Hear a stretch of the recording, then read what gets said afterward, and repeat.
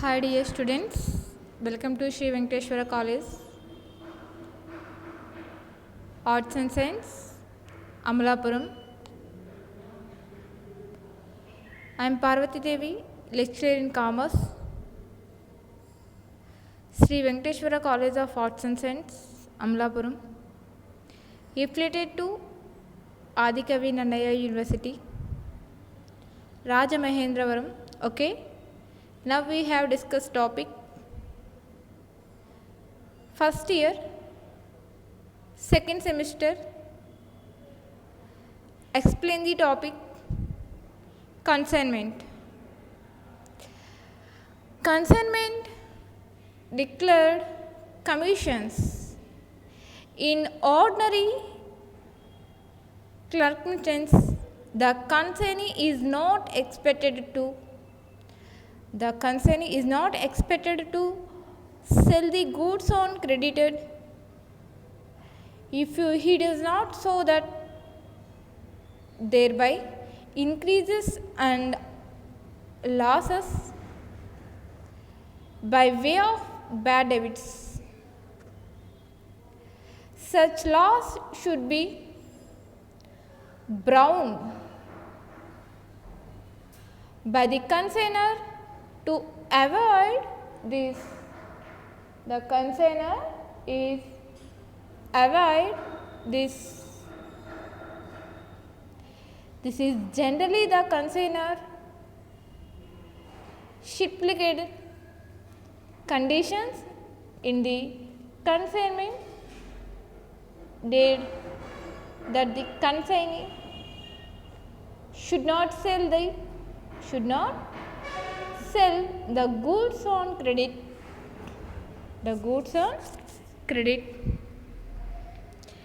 In certain cases, the consignor may allow the consignee to sell goods on credit provided the consignee under them to call the debits and bad debits. Arise it any for such risks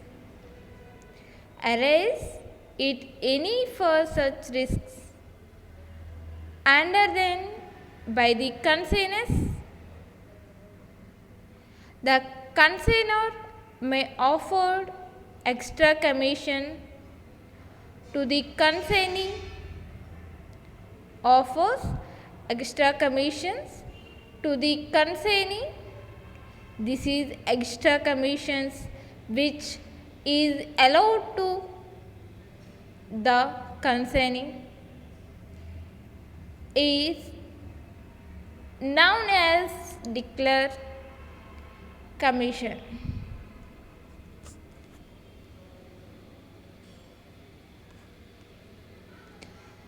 Proforma invoice. మనం declared commission గురించి చెప్పుకున్నాం. Ordinary occurrence in the consignee is not expected to sell goods on credit if he does not so that and they by increases and losses by the way of bad debits. Such as losses should be borne by the consignor to avoid this is generally the consignor stipulate conditions in the consignment that the consignee should not sell the goods on credit. In certain cases, the consignee may be allow the consignee to sell goods on credit provided the consignee under them to call the debits bad debits and erase it any for such as risks under them by the consignees. The consignor may be offered extra commission to the consignee. This is extra commissions which is allowed to the consignee is known as declared commissions. Proforma invoice price. Pro forma invoice price in case of regular sale on invoices. In case of regular sale on invoice is prepared and sent along with the goods when the goods are sent on consignment basis. A statement is prepared by the consignor stating the details of goods consigned. ఇక్కడ ఏం చెప్తున్నాను, proforma invoice price వచ్చేసరికి in case of regular sale of invoice అంటే daily కూడా sales అనేవి అమ్మకాలు అనేవి జరగాలి. Invoice is prepared on send along with time అంటే దీర్ఘకాలంలో with goods when the goods are sent on consignment basis. The statement is prepared by the consignor stating the details of goods consigned. Basis of consignor account produce. ఇక్కడ books of consignor of an accounting produce. Pro forma వచ్చేసరికి consignment account debit side particulars rupees credit side. ఈ particulars debit side first pro forma invoice in statement consignment account statement to goods sent on consignment account. Okay, to goods sent on consignment account. Second one, to bank account consignor expenses. To debit side to bank account consignor expenses. Consignee ఏవైతే ఖర్చులు చేశారో consignor ఏవైతే ఖర్చులు చేశారో consignee వేరు consignor వేరు. ఇక్కడ consignor ఏవైతే ఎక్స్పెన్సెస్ అంటే ఏవైతే ఖర్చులు అయితే చేశారో ఆ ఖర్చులన్నీ నోట్ చేసుకుంటాం debit side. Next one to consignee account consignee expenses అంటే ఇక్కడ ఫస్ట్ మనం బ్యాంక్ అకౌంట్ వచ్చేసరికి కన్సైనర్ ఎక్స్పెన్సెస్ గురించి రాసుకున్నాం. కన్సైనర్ ఏవైతే ఖర్చులు చేశాడో ఆ ఖర్చుల గురించి రాసుకున్నాం, తర్వాత నోట్ చేసుకున్నాం. తర్వాత కన్సైనీ అకౌంట్కి వచ్చేసరికి కన్సైనీ ఎక్స్పెన్సెస్ కన్సైనీ ఏవైతే ఖర్చులు ఎక్స్పెన్సెస్ చేశారో అవన్నీ కూడా మనం నోట్ చేసుకోవడం జరిగింది. To consignee account and consignee commission అంటే కన్సైనీకి వచ్చిన కమిషన్ గురించి కూడా మనం నోట్ చేసుకోవాలి. టు కన్సైనీ అకౌంట్ కన్సైనీకి ఏవైతే కమిషన్స్ వచ్చినాయో ఎక్స్ట్రా పేమెంట్స్ ఏవైతే వచ్చినాయో కమిషన్ రూపంలో వచ్చినాయో కూడా మనం నోట్ చేసుకోవాలి. Okay, to profit and loss account. Okay, to or profit and loss. Profit అయితే ప్రాఫిట్ ఆర్ లాస్ అయితే లాస్. డెబిట్ సైడ్ మన క్రెడిట్ సైడ్కి వెళ్ళడం జరుగుతుంది. Consignee by consignee sale producers అంటే కన్సైనీ అమ్మకాలు ఏవైతే జరిగినాయో కన్సైనీ అమ్మకాలు అనగానే మనకు కన్సైనీ యొక్క సేల్స్ అనగానే మనం క్రెడిట్ సైడ్న నోట్ చేయాలి. By consignee account sales produce మనం క్రెడిట్ సైడ్న నోట్ చేయవలసి ఉంటుంది. తర్వాత by stock on consignment account closing stock అంటే ముగింపు సరుకు సంబంధించినవి కూడా మనం క్రెడిట్ సైడ్ మాత్రమే నోట్ చేస్తాం. By consignment account closing stock సంబంధించినవి కూడా మనం క్రెడిట్ సైడ్ నోట్ చేస్తాం. By profit and loss account ఈ profit and loss account by profit అంటే ఈ డెబిట్ సైడ్ వచ్చిన దాంట్లోంచి తీసేయగా మనం క్రెడిట్ దాంట్లో ఎంతైతే వచ్చిందో ఆ అమౌంట్ని మళ్ళీ మనం ట్రాన్స్ఫర్ చేస్తాం, డెబిట్ వైపుకి తీసుకెళ్తాం. By profit and loss account. Next account మనం ఏం చెప్పుకున్నాం, కన్సైన్మెంట్ అకౌంట్ గురించి చెప్పుకున్నాం. నెక్స్ట్ వన్ వచ్చేసరికి కన్సైన్మెంట్ అకౌంట్ సేమ్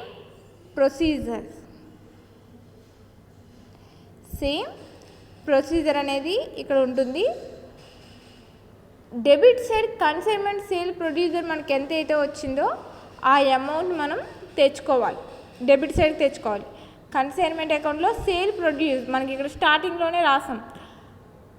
కన్సైన్మెంట్ అకౌంట్లో క్రెడిట్స్ అండ్ కన్సైన్ యొక్క అకౌంట్ సేల్ ప్రొడ్యూస్ అని చెప్పేసి మనం అదేం రాస్తాం, కన్సైన్మెంట్ సేల్ ఆన్ ప్రొడ్యూస్ అని చెప్పేసి ఆ అమౌంట్ని డెబిట్ సైడ్ వేసుకుంటాం. క్రెడిట్ సైడ్కి వచ్చినట్లయితే by bank hyphen bills receivables, bank సంబంధించినవి కానీ బిల్స్ రిసీవబుల్స్ సంబంధించి కానీ అడ్వాన్సెస్ కానీ మనం నోట్ చేసుకుంటాం. బ్యాంక్స్ కానీ బిల్స్ కానీ రిసీవబుల్ అడ్వాన్స్ కానీ మనం నోట్ చేసుకుంటాం. Second one by bank consignment account, by consignment account అంటే బై కన్సైన్మెంట్ అకౌంట్లో ఏవైతే ఎక్స్పెన్సెస్ జరిగినాయో ఆ ఎక్స్పెన్సెస్ అన్నీ కూడా మనం నోట్ చేసుకుంటాం. సేమ్ కన్సైన్మెంట్ అకౌంట్లో ఏవైతే నోట్ చేసుకున్నామో అవన్నీ కూడా మనం ఇక్కడ నెక్స్ట్ వన్ ప్రొఫార్మాలో కన్సైన్మెంట్లో నోట్ చేసుకుంటాం. By bank bills receivables and advance కావచ్చు. Second one by consignment account కావచ్చు. అలాగే ఎక్స్పెన్సెస్ కన్సైన్మెంట్ ఏవైతే ఎక్స్పెన్సెస్ అనేవి చేశారో, ఖర్చులు ఏవైతే చేశారో ఆ ఖర్చులన్నిటినీ కూడా నోట్ చేసుకోవడం అనేది జరుగుతుంది. థర్డ్ వన్ వచ్చేసరికి by consignment account. By consignment అకౌంట్లో వచ్చేసరికి కన్సైన్మెంట్కి ఏవైతే కమిషన్స్ వచ్చాయో, ఎడిషనల్ ప్రాఫిట్స్ కావచ్చు, అలాగే రిసీవబుల్స్ కలెక్టింగ్ బిల్స్ కావచ్చు, కన్సైన్మెంట్ పెట్టిన ఖర్చులు కావచ్చు, ఎక్స్పెన్సెస్ అంటే తను ఏవైతే ఖర్చులు దేని మీద అయితే ఖర్చు ఇన్వెస్ట్మెంట్ చేశాడో ఇవన్నీ కూడా కమిషన్స్ కావచ్చు, ఇవన్నీ కూడా మనం క్రెడిట్స్ అయినా నోట్ చేసుకోవాల్సి ఉంటుంది. అలాగే ఈ బ్యాంక్ బిల్స్ రిసీవబుల్స్ అడ్వాన్స్ కావచ్చు, కన్సైన్మెంట్ ఎక్స్పెన్సెస్ కావచ్చు, కమిషన్స్ కావచ్చు, ఈ మూడు టోటల్గా చేసిన తర్వాత ఈ టోటల్ అమౌంట్ ఎంతైతే వచ్చిందో ఈ టోటల్ అమౌంట్లోంచి ఈ consignment account sale on producers amount ఏదైతే ఉంటుందో ఈ త్రీ పాయింట్స్లోంచి అలాగే ఈ consignment account sale produce amount అనేది తీసేయగా మనకి బ్యాలెన్సింగ్ క్యారీ డౌన్ అనేది రావడం జరుగుతుంది. ఎప్పుడు కూడా బ్యాలెన్సింగ్ క్యారీ డౌన్ క్రెడిట్ సైడ్నే రావడం జరుగుతుంది. ఈ క్రెడిట్ సైడ్ని ఏదైతే అమౌంట్ వచ్చిందో దాన్ని మనం ట్రాన్స్ఫర్ చేస్తాం. ట్రాన్స్ఫర్ చేసింది ఏమవుతుంది, డెబిట్ సైడ్కి బ్యాలెన్సింగ్ బ్రాడ్ డౌన్ అనేది అవుతుంది. అంటే మనకి ఈ మూడు అంటే బిల్స్, బ్యాంక్స్, రిసీవబుల్స్ కావచ్చు, ఎక్స్పెన్సెస్ కావచ్చు, కమిషన్స్ కావచ్చు, ఈ 3 పాయింట్స్ని కలపగా అమౌంట్స్ ఏవైతే ఉంటాయో మనకి పోస్టింగ్ చేయవలసిన అమౌంట్ ఏవైతే ఉంటాయో కన్సైన్మెంట్ సేల్స్ నుంచి తీసేస్తాం. తీసేయగా వచ్చింది బ్యాలెన్సింగ్ క్యారీ డౌన్ కింద రాసుకుంటాం. ఈ క్యారీ డౌన్ డెబిట్ సైడ్కి తీసుకెళ్ళినట్టయితే బ్యాలెన్సింగ్ బ్రాడ్ డౌన్ అనేది అవుతుంది. ఫస్ట్ సమ్ మనం చూసినట్లయితే Shekhar and co company acquired machine for ₹50,000. Depreciation వచ్చేసరికి Shekhar and company co company acquired machine for ₹50,000 on 1st April 2001 and spent ₹10,000 for acquisition. The life of the machine was estimated at 10 years. The scrap value of the machine is ₹2,000, assuming that the accounting year end with the December 31st every year. So the machine account and profit and loss account for 5 years under the fixed installment method. ఇక్కడ Shekhar and co company acquired machine for ₹50,000 on 1st April 2001 and spent on ₹10,000 for acquisition. The life of the machine was estimated at 10 years.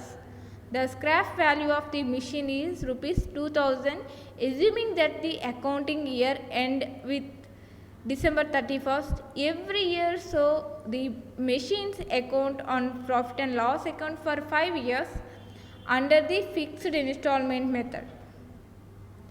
ఇక్కడికి మనం సమ్లో వచ్చేసినట్లయితే the cost of plant ఎంతమ్మా అంటే దీంట్లో ఏమంటున్నాడు, the Shekhar and co company limited for 50,000 on 1st April 2001 spend అంటే 10,000 కూడా క్రియేషన్ అంటే దాంట్లో క్రియేట్ అయి ఉన్నాయి.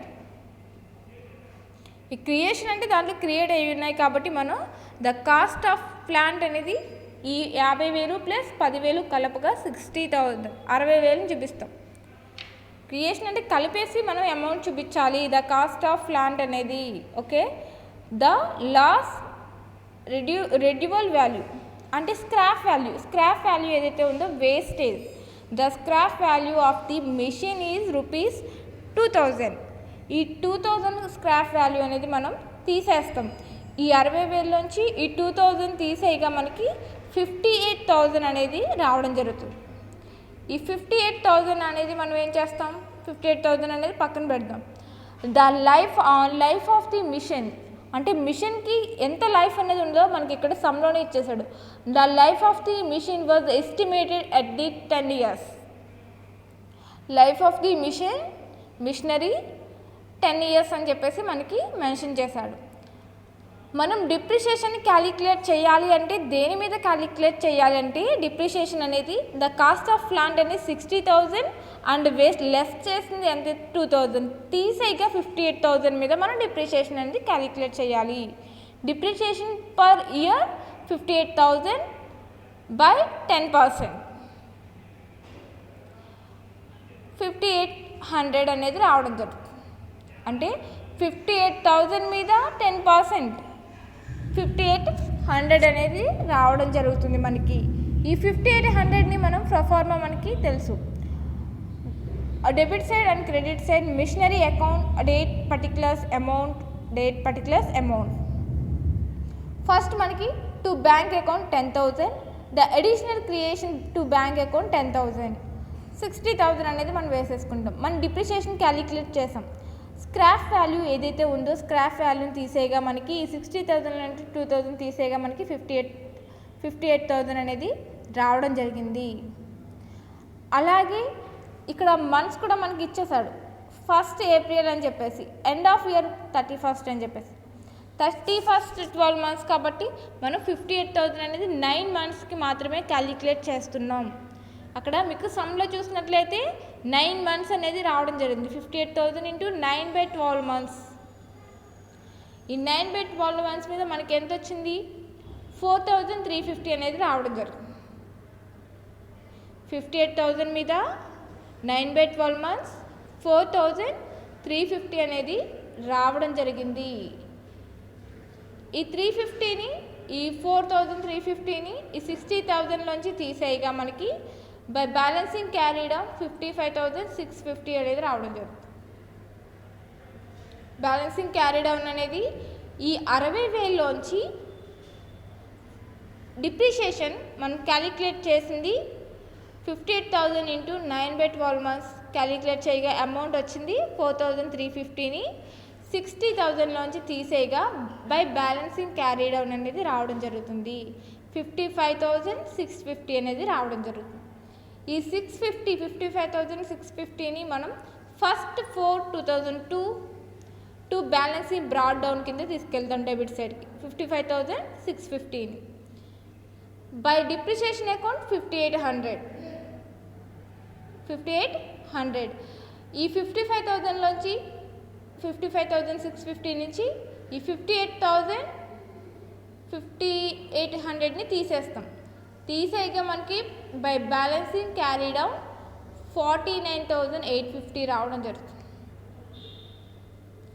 బై బ్యాలెన్సింగ్ బ్రాడ్ డౌన్ ఎంతైతే వచ్చిందో 55,650 నుంచి by depreciation account 5,800 by balancing carry down అనేది వచ్చేసరికి ఈ 55,000లోంచి 650ని తీసేస్తాం.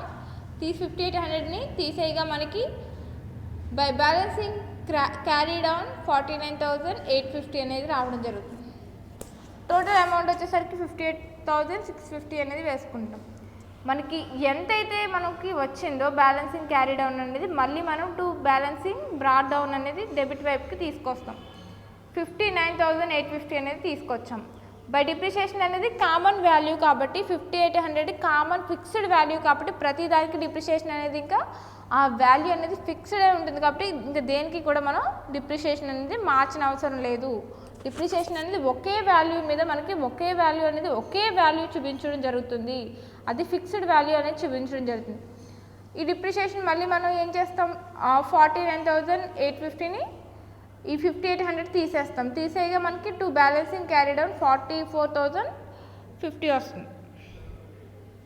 44,050 అనేది రావడం జరుగుతుంది క్యారీ డౌన్. మళ్ళీ దాన్ని ఏం చేస్తాం, బై బ్యాలెన్సింగ్ బ్రాడ్ డౌన్ అంటే డెబిట్ సైడ్కి తీసుకొస్తాం 44,050ని. బై డిప్రిషియేషన్ క్రెడిట్ సైడ్కి వచ్చేసరికి 5,800. ఈ 5,800ని ఈ 44,050 నుంచి తీసేస్తాం. తీసేయగా మనకి బై బ్యాలెన్సింగ్ క్యారీ డౌన్ 38,250 రావడం జరుగుతుంది. 38,250 రావడం అనేది జరుగుతుంది. ఈ 38,250ని మళ్ళీ మనం to balancing brought down debit వైపుని తీసుకెళ్తాం. డెబిట్ వైపుకి తీసుకెళ్తాం. ఎంత, ఈ 38,250 అనేది మనకి రావడం జరిగింది, డిప్రిషియేషన్ అనేది రావడం జరిగింది. బై బ్యాలెన్సింగ్ బ్రాడ్ డౌన్ అనేది 58,250ని మనం తీసుకెళ్ళాం. తీసుకెళ్ళిన తర్వాత ఏం చేస్తాం, బై డిప్రిషియేషన్ వచ్చేసరికి 5800 బై 58,250 నుంచి తీసేయగా మనకి ఎంత వస్తుంది, 32,450 అనేది రావడం జరుగుతుంది. 32,450 అనేది రావడం అనేది జరుగుతుంది. ఈ 32,450 మనం మళ్ళీ తీసేకి ఎంతైతే అమౌంట్ వచ్చిందో ఈ 32,450ని బై బ్యాలెన్సింగ్ బ్రాడ్ డౌన్ కింద తీసుకురావడం అనేది జరుగుతుంది. చాలా easy sum. Shekhar and co company machine for ₹50,000 on 1st April 2001 and spent on rupees for a creation. అంటే రెండు కలపగా మనకి అమౌంట్ చూపించాలి, ఓకేనా. The life of the machine ఎంత, ఎస్టిమేటెడ్ 10 years ఇచ్చాడు. ఈ రెండు కలపగా స్క్రాప్ వాల్యూ, ఎప్పుడు కూడా స్క్రాప్ వాల్యూ అని అడిగినట్లయితే మనం ఆ స్క్రాప్ వాల్యూ అనేది ఇచ్చేసినట్లయితే అక్కడ 10,000 కావచ్చు, 1,000 కావచ్చు, 2,000 కావచ్చు, 5,000 కావచ్చు, 8,000 కావచ్చు, ఎనీ అమౌంట్ స్క్రాప్ వాల్యూని డైరెక్ట్గా వాడు సమ్లో అడిగినట్లయితే స్క్రాప్ వాల్యూని డైరెక్ట్గా సమ్లో మెన్షన్ చేసినట్లయితే మనం ఆ స్క్రాప్ వాల్యూ అనేది తీసేయాలి. తీసేయగా మనకి life of the machinery value అనేది ఉంటుంది, లేదా డిప్రిషియేషన్ అని అడుగుతాడు. లైఫ్ ఆఫ్ ది మిషనరీ అని అడగచ్చు, లేదా డిప్రిషియేషన్ అట్ 5% లేదా 10%, 20% అని అడుగుతాడు. ఇక్కడ life of the machinery value వచ్చేసరికి ఎంత అంటే 10 years.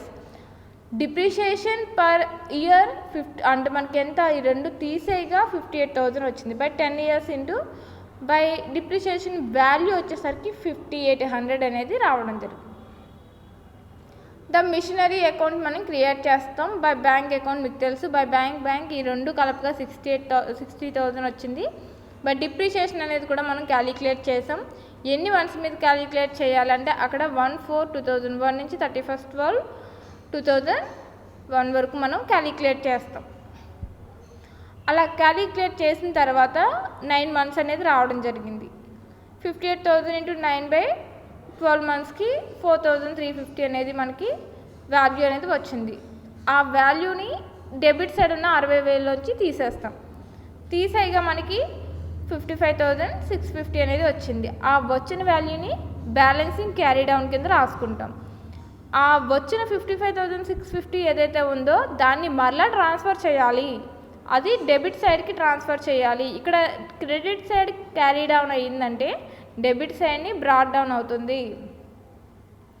అలా సేమ్ వాల్యూ 58,000 నుంచి అలా సేమ్ వాల్యూ ఏవైతే వాల్యూస్ అయితే ఉన్నాయో ఆ వాల్యూస్ని 1 by 1 మనం తీసుకుంటూ రావాలి.